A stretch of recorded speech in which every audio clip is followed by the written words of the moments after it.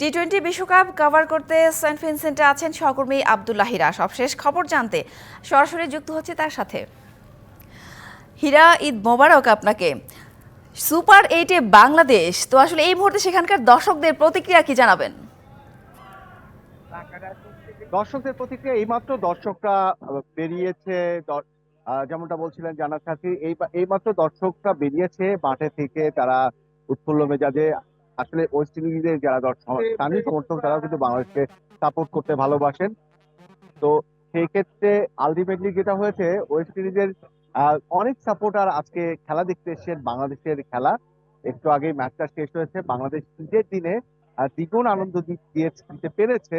নেপালকে হারিয়েছে বাংলাদেশ মাত্র যা 4টি খেলায়, অর্থাৎ বলতে হবে 4 ম্যাচে জয়ের আশা জাগিয়ে 3টিতে জয় তুলে নিতে পেরেছে গ্রুপ পর্বে, এবং এর মধ্যে দিয়ে সুপার 8 আগেই প্রায় নিশ্চিত ছিল। এবার একদম 6 পয়েন্ট পেয়ে সুপার 8-এ খেলবে বাংলাদেশ, যেখানে বাংলাদেশের প্রতিপক্ষ যারা থাকবে সবারই ইতিমধ্যেই জানা হয়ে গেছে যে ভারত, অস্ট্রেলিয়া, আফগানিস্তান এই 3 দলের সঙ্গে বাংলাদেশ খেলতে পারবে।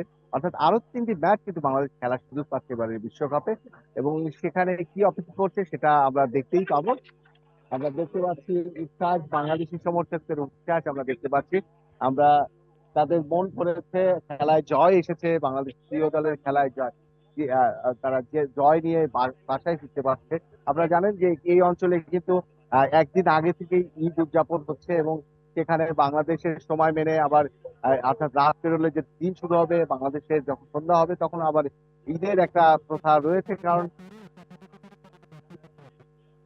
তাহলে যেটা হয়েছে, আমরা একটু দর্শকের যারা চলে যাচ্ছেন তাদেরকে একটু দেখানোর চেষ্টা করি।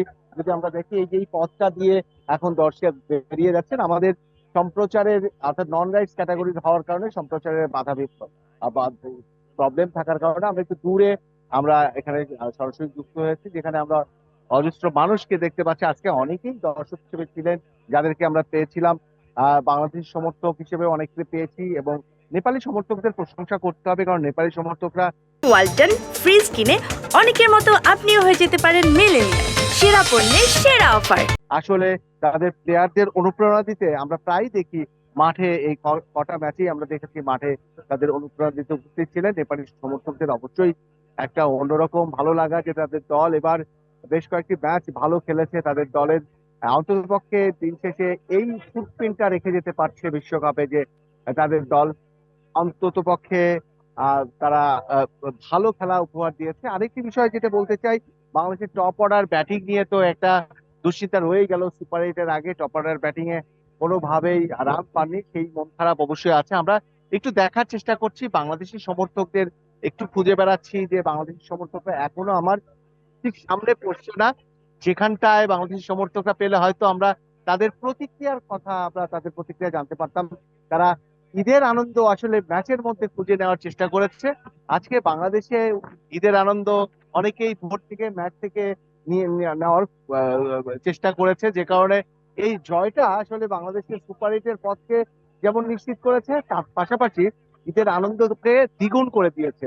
যেটা আমরা প্রিভিউ প্রতিবেদন বা প্রিভিউ লাইভ গুলোতে প্রচুর দেখিয়েছি, বলেছি যে বাংলাদেশের যখন 106 রান অর্থাৎ 107 রানের টার্গেট দিল বাংলাদেশ, তখন হয়তো মনে হয়েছিল যে বাংলাদেশ এই ম্যাচটাতে কি করে। কিন্তু তানজিম সাকিবের দুর্দান্ত বোলিং, ক্যারিয়ার ছাড়া বোলিং, যেটি তানজিম সাকিব 20-21-এর মতো ডট বল দিয়েছেন 4 ওভারে, রান দিয়েছেন মাত্র 7, 4 উইকেট নিয়েছেন।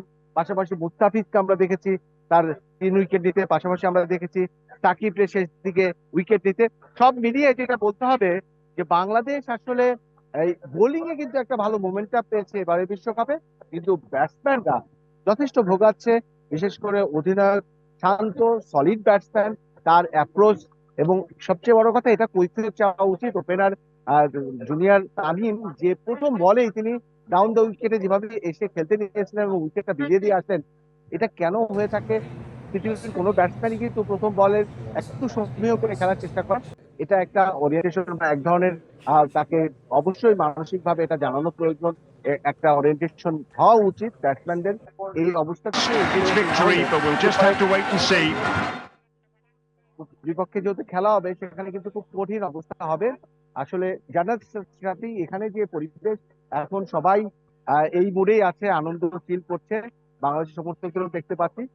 এই ছিল এখানে সব শেষ। ধন্যবাদ হীরা।